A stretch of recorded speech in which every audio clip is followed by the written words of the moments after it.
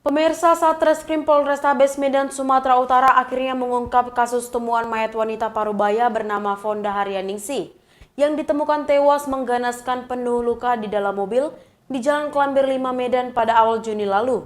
Korban ternyata dibunuh seorang pria yang berniat mencuri telepon genggamnya dan uang korban.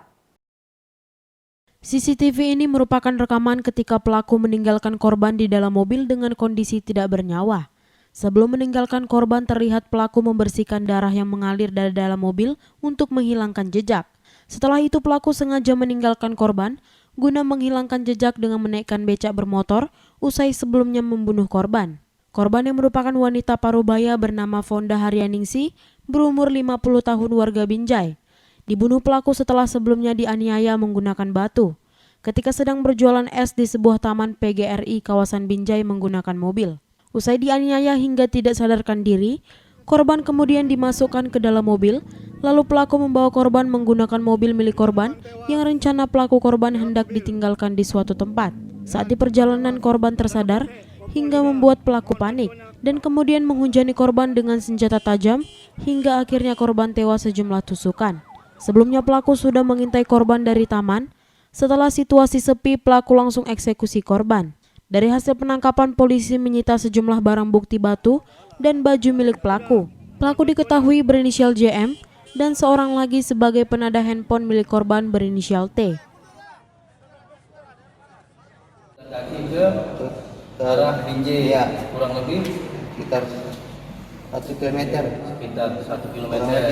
Nah, baru kau bakar bajumu. Iya. Apa maksudnya kau bakar bajumu? Karena situ ada bercak darah. Ada bercak darahnya.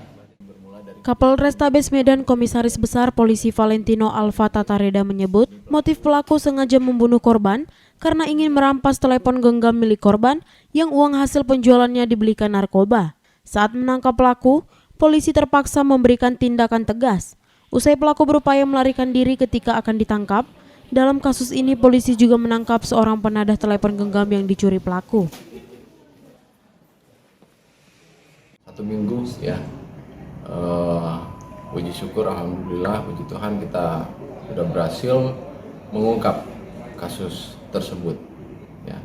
Dari hasil lidik ya, pelaku inisial JM ya, dari sekitar Medan Helvetia alamatnya. Jadi bermula dari kejadian di Taman PGRI ya di Kota Binjai. Ini pelaku berniat untuk mengambil alat komunikasi atau handphone dari korban ya. Selanjutnya pelaku ini mencoba untuk mengambil, namun terjadi perlawanan ya pada saat korban ini menjualan es di taman tersebut. Selanjutnya pelaku mengambil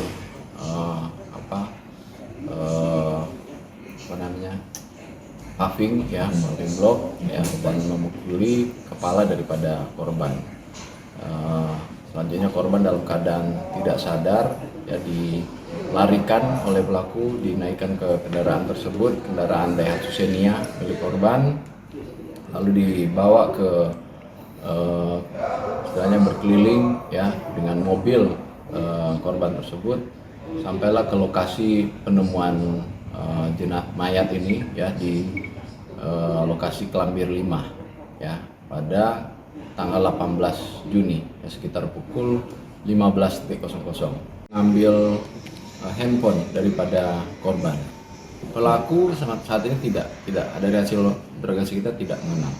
Setelah kita mendapatkan informasi ya, kita menyelidiki ya, namun karena situasi di lapangan ya, petugas mengambil tindakan tegas terukur ya pada pelaku inisial JM ini ya. Pasal yang disangkakan Pak terhadap pelaku ini 338 dan atau 365 ayat 3 ya, yang mengakibatkan orang meninggal dunia. Untuk pelaku ya, ada yang tadi inisial JM yang sebagai pelaku 338 dan 365 ayat 3 ini, dan juga satu lagi 480-nya ya, yang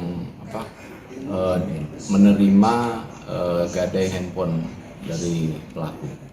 Sebelumnya warga dihebohkan penemuan seorang wanita tewas bersimbah darah di dalam mobil di pinggiran Jalan Kelambir 5, Kecamatan Medan Helvetia, Kota Medan, Sumatera Utara pada Rabu tanggal 7 Juni 2023 petang. Korban tewas dengan belasan luka tusukan di tubuh serta bagian kepala mengalami pecah akibat hantaman benda tumpul. Diketahui korban kesehariannya pedagang es dan akhirnya keluarga menemukan korban sekitar pukul 5 sore dengan kondisi sudah tidak bernyawa lagi. Dalam kasus ini, pelaku saat ini terancam akan dipenjara selama 15 tahun karena dijerat dengan pasal 365 ayat 3 Kitab Undang-Undang Hukum Pidana tentang pencurian yang disertai dengan tindak kekerasan hingga menyebabkan korban tewas. Dari Kota Medan, Sumatera Utara, Yevi Zebua, Arah Indonesia TV memberitakan. Pemirsa, untuk mengetahui berita update lainnya, jangan lupa subscribe, follow, like, dan share seluruh akun media sosial Arah Indonesia TV.